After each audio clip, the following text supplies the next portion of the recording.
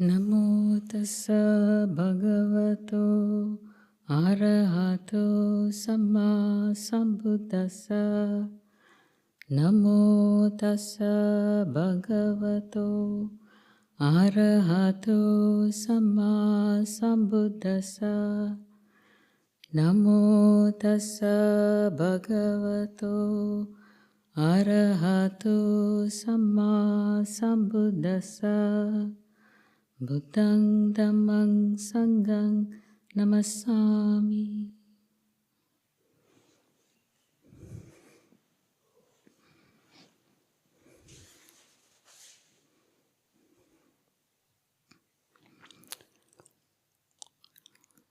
So this is the Vasa time, the rains retreat.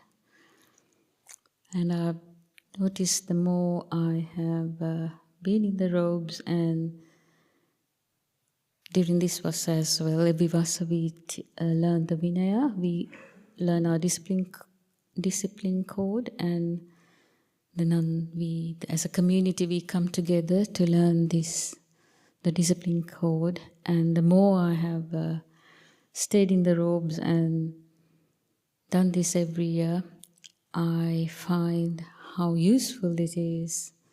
The Buddha has set these conventions,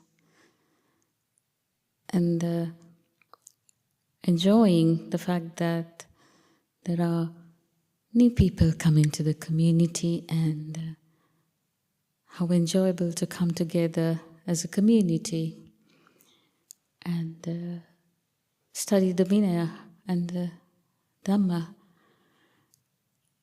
And I can see over the years how much, especially this year, I felt it so much over the years, how much I have enjoyed it.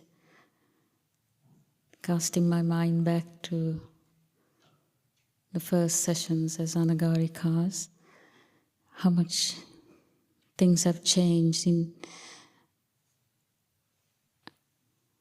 So it's a joy to experience that. So this is the next full moon day. We'll be ending the Vasa. So this is the one before that. And it's time to share some reflections.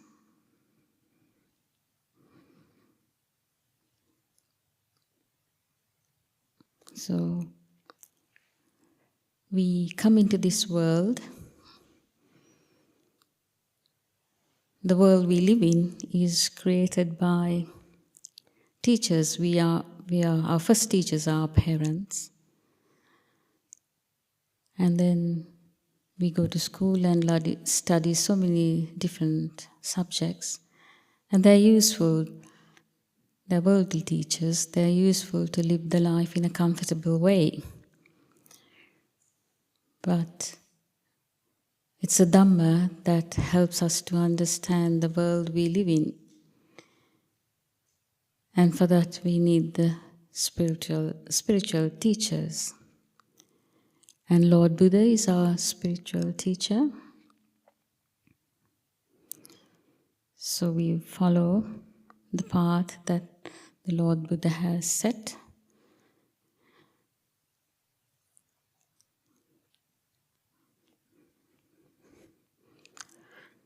And the path is the Sila Samadhi Panya, that is virtue, the moral code, the concentration. It's not the concentration as in concentrating when we do something, but it's the mind going inward and centering oneself, and the wisdom aspect.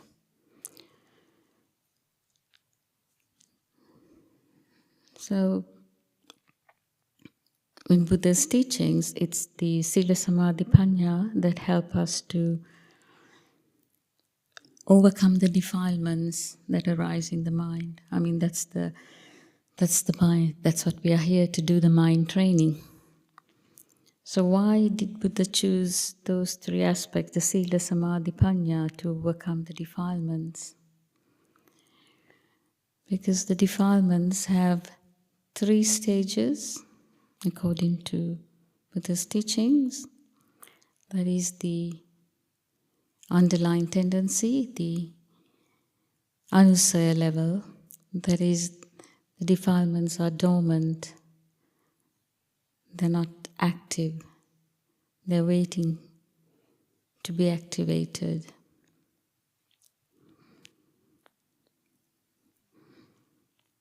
And then the next stage is the obsession level. That is, the defilements arise in the mind. And the defilements can arise in the mind, but still we may not act on it.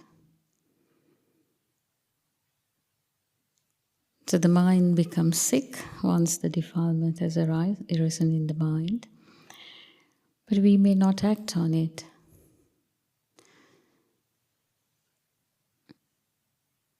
But then, the more these defilements arise in the mind, we reach the stage where we do act on it. That is the next level, which is called the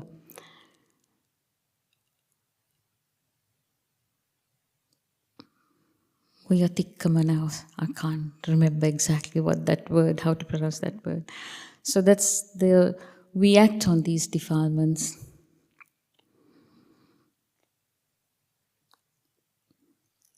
Through body and speech.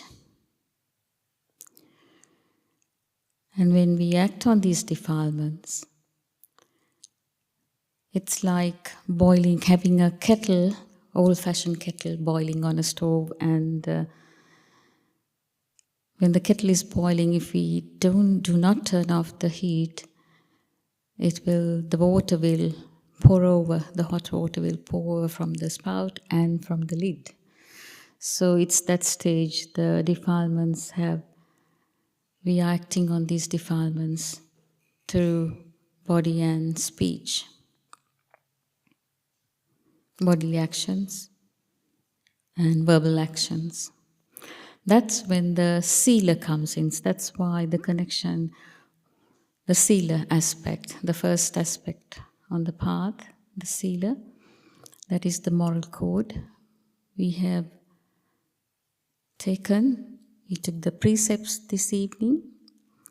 So we remember when we do something, when we act in an improper way, remembering the precepts we have taken. That reminds us to not act on these defilements. So the defilements are at a coarse level now, but remembering the sila,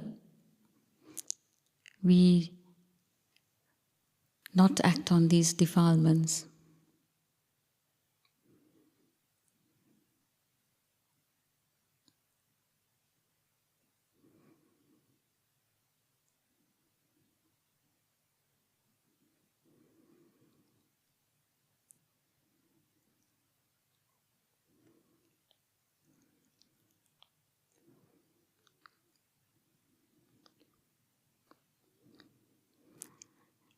It can be connected to the Eightfold Path, that is, not stealing, not killing, and not behaving in a sexually promiscuous way. So that's the that's the right action in the Eightfold Path. And then not lying, not tale-bearing, not using harsh language, and not gossiping. So that's the right speech. And then the right livelihood, because we live the life earn the living in a good way. So these three factors in the Eightfold Path, which is right speech, right action, right livelihood, that's the sila aspect. So that helps us to not act on these coarse defilements that have arisen in the mind.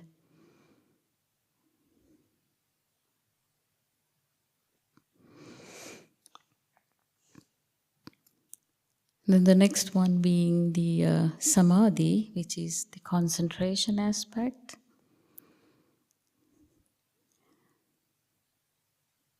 That is when the defilements are at obsession stage, that the defilements have arisen in the mind. And with concentration, which is we suppress the defilements, we don't act on it, but they are in the mind, but we choose not to act on it by using concentration practice.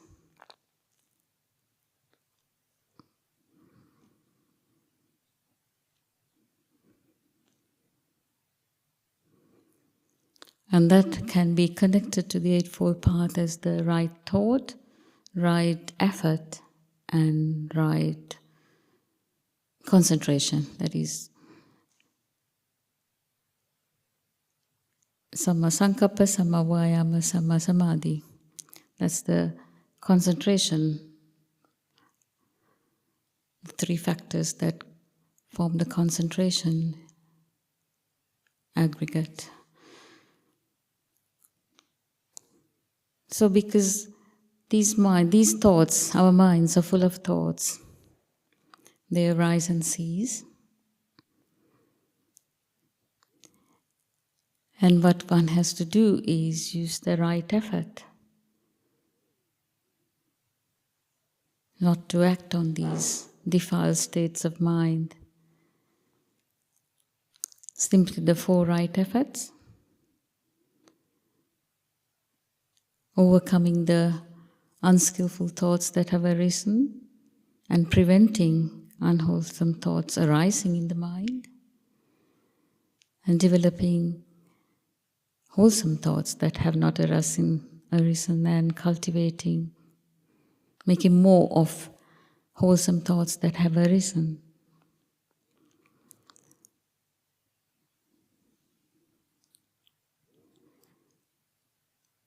So in this way, when the defilements do arise in the mind, we recognize that this is a defiled state of mind.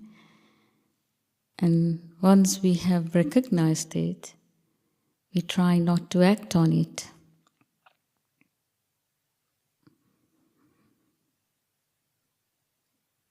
The mind is defiled, but still, we don't have to act on it.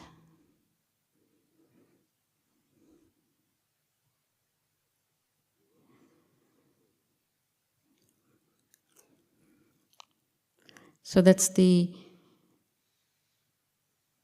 concentration aspect of the path.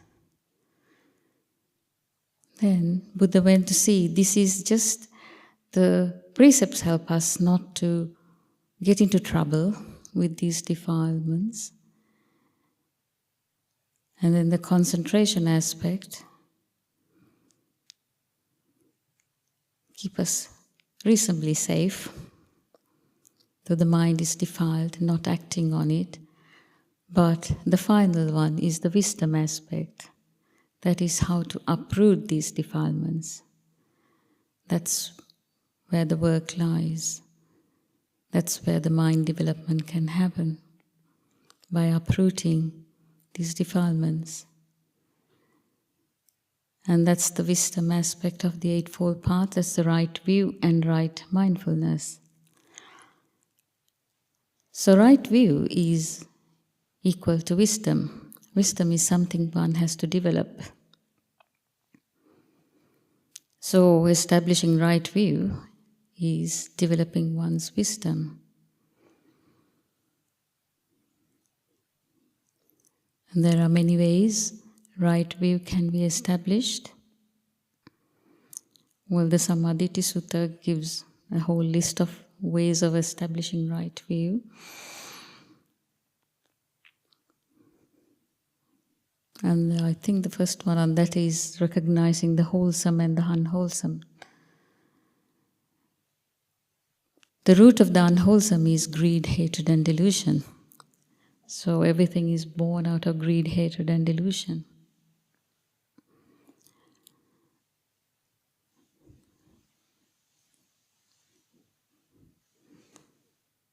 So the characteristic of greed is converting everything to one's own bias.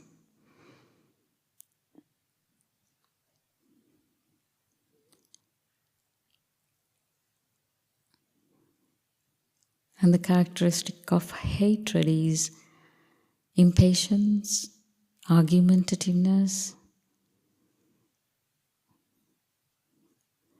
And the characteristic of ignorance is not able to penetrate the truth, not seeing things as they are. So the mind is in the dark when there's ignorance.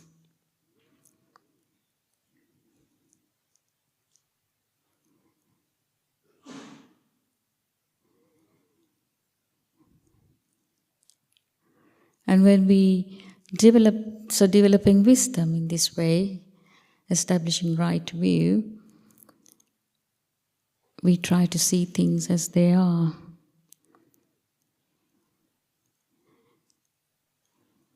And we are born into these bodies, and we have a mind and a body.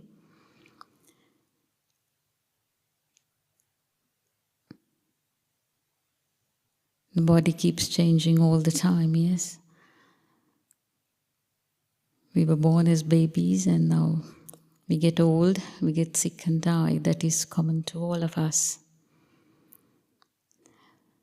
So in this process, we really try to find an identity within this body. What do we call me and mine?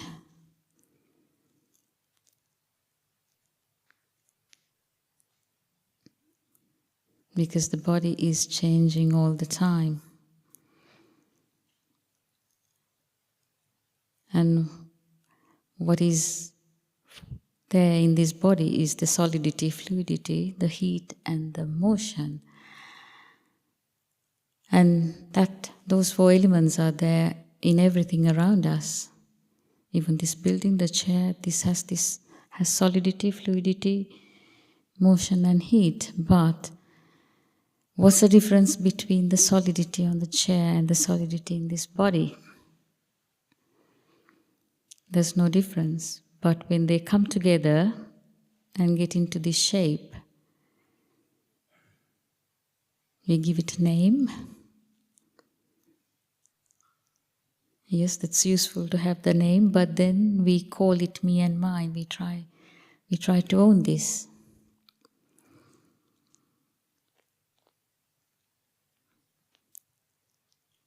But if something is changing all the time, how can it give us anything? How can it give us long-lasting happiness? But that's what we need to see and understand through this body and mind, because if we see how things change all the time, but still we try to find happiness in this thing that keeps changing all the time. We're trying to find long-lasting happiness. We're looking in the wrong place, because something that changes all the time cannot give us happiness. Something that's intrinsically changing, how can it give us happiness? And how can it call it me and mine? And the more we can explore this through this mind and body,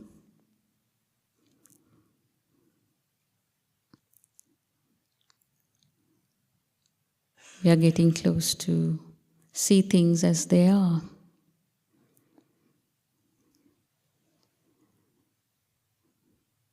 So this mind, so these anusayas, the underlying tendencies, are innate in the mind when we are born. They're there. That's naturally, they are in the mind. So these are called 7 enemies of the mind. There are 7 underlying tendencies, and they're called the anusaya. That's the first stage of defilement. And Buddha called them the 7 enemies of the mind.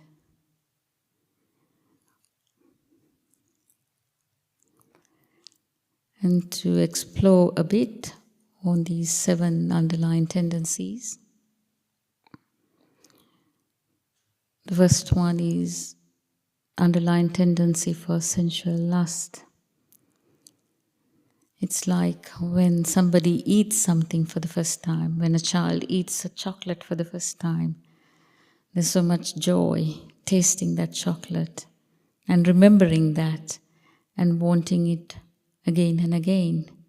It's just remembering, and it gets registered, and we try to get that same feeling again and again,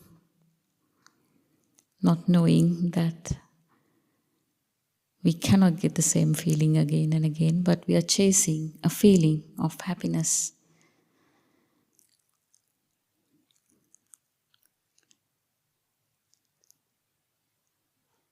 So as we grow older, yes, that's how we live, come to be in this existence, We have the worldly teachers have taught us how to live life in a comfortable, good way by studying by passing all the exams and getting jobs and so on and so forth. But to understand really the world we live in, we need the Dhamma. Otherwise, we'll be chasing happiness in the wrong place.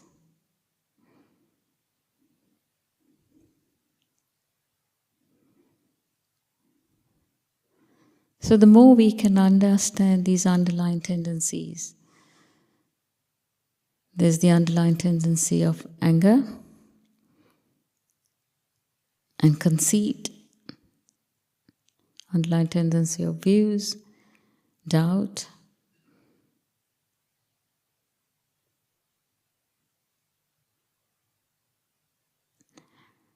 these are tendencies we have innately in us when we were born. And the more we can understand how these defilements arise in the mind, and that understanding will help us not to act on them and not let it spill into the world we live in with others, because everybody gets affected once it comes out through action and speech.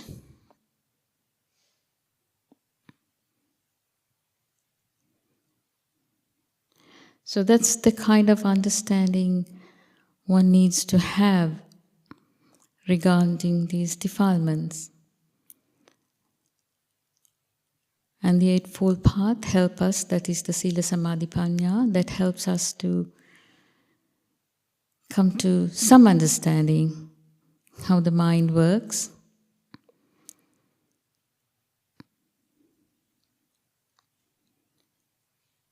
And not act on defiled state of mind.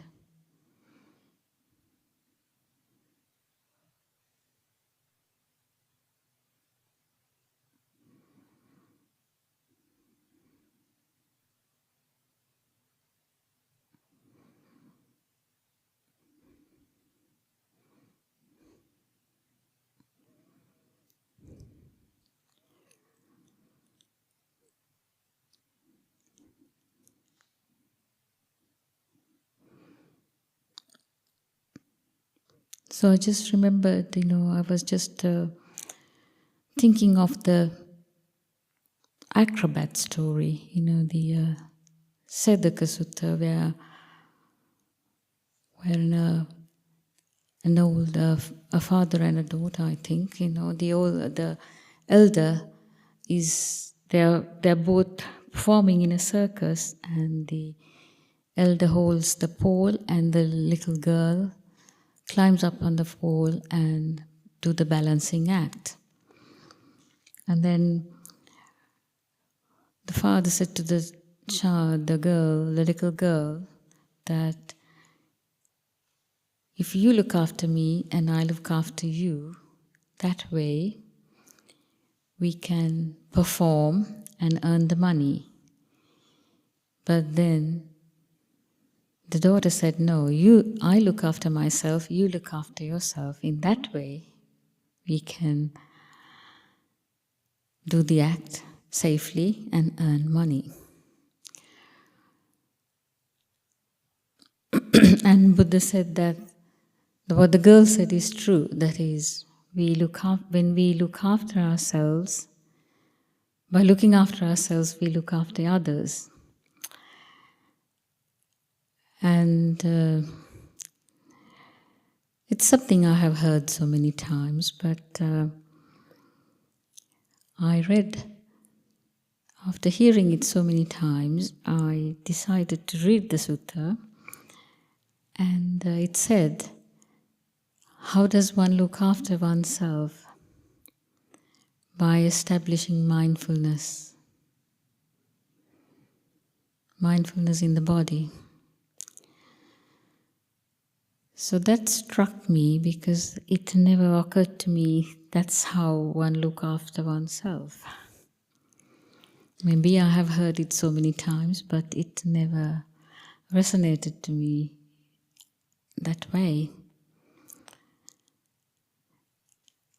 And establishing mindfulness, so establishing mindfulness, that's the cornerstone of the Buddha's teachings, the Satipatthana Sutta. So there are 4 reference points to establish mindfulness. That mindfulness on the body, mindfulness on the feelings, mindfulness on the mind, and mindfulness on phenomena,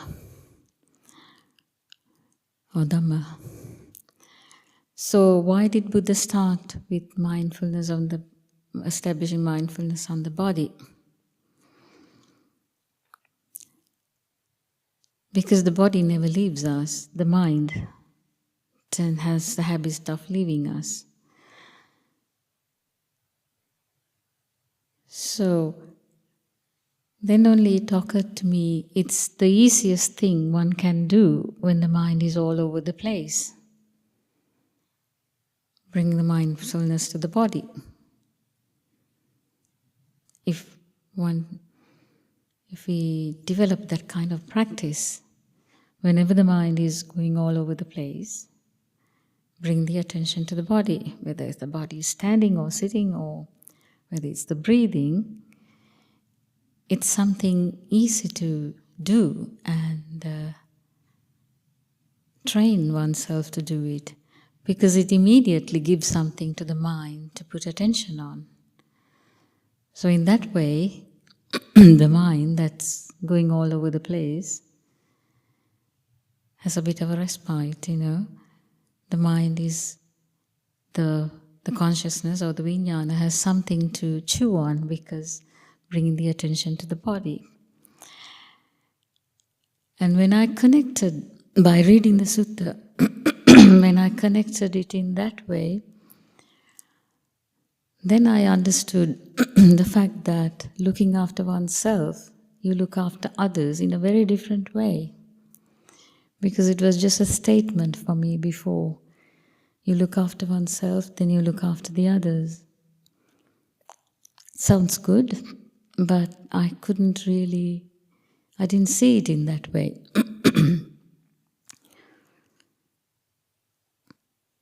Because if our mind is in a good place, the people around us can feel it.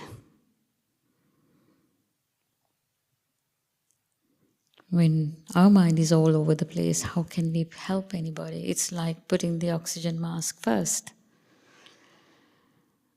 So this sutta meant a lot to me after reading it a few months ago and connecting the fact that how one can look after oneself is by establishing mindfulness. That is practicing the 4 foundations of mindfulness,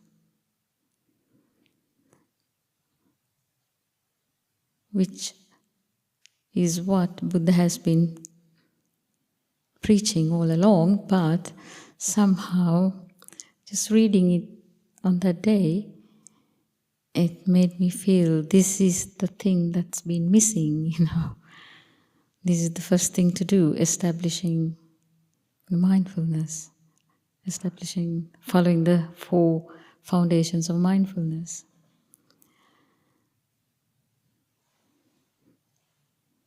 So I found that very helpful, reading it and seeing that aspect of it, how one can look after others by looking after oneself.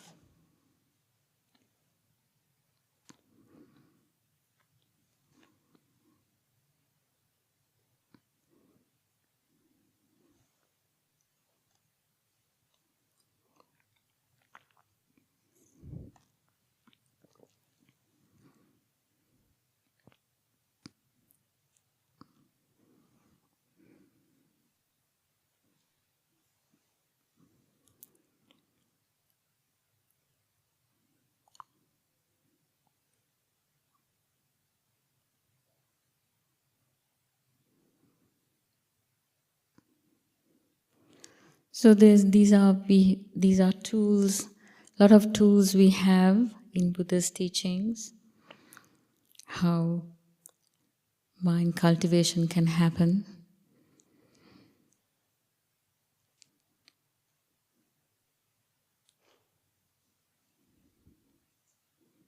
And at Amaravati, we have a lot of opportunities because living in community, we do experience loved we can experience difficulties within oneself. Living with so many different nationalities and cultures, we are all coming from different backgrounds. So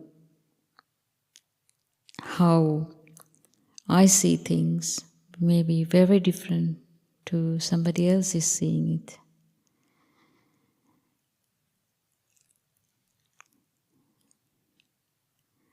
And the more and more I can embrace that my views and opinions may not be the same as somebody else's, and seeing these underlying tendencies, all the conditioning I have, because I was brought up with Buddhism,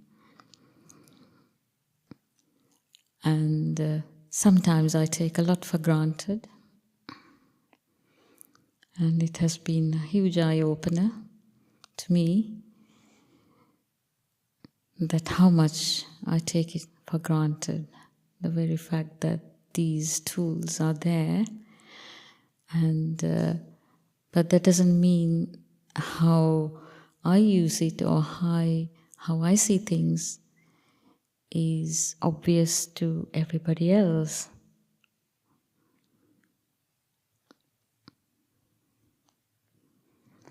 So the conditioning and the upbringing I have had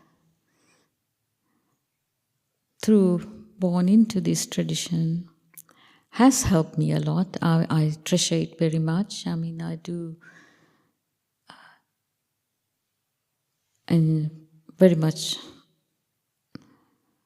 have gratitude for that, especially for my parents and the teachers I have had, back in Sri Lanka, growing up in Sri Lanka.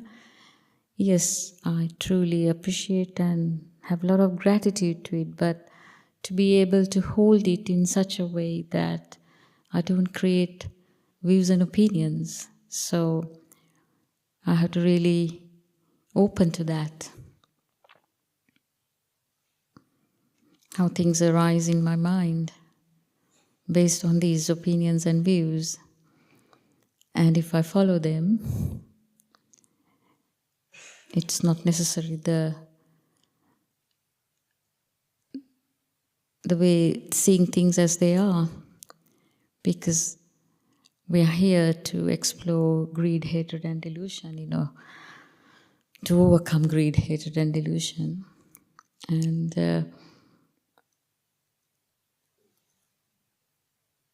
how deluded one can be, because it's so difficult to understand delusion. At least greed and hatred is cause.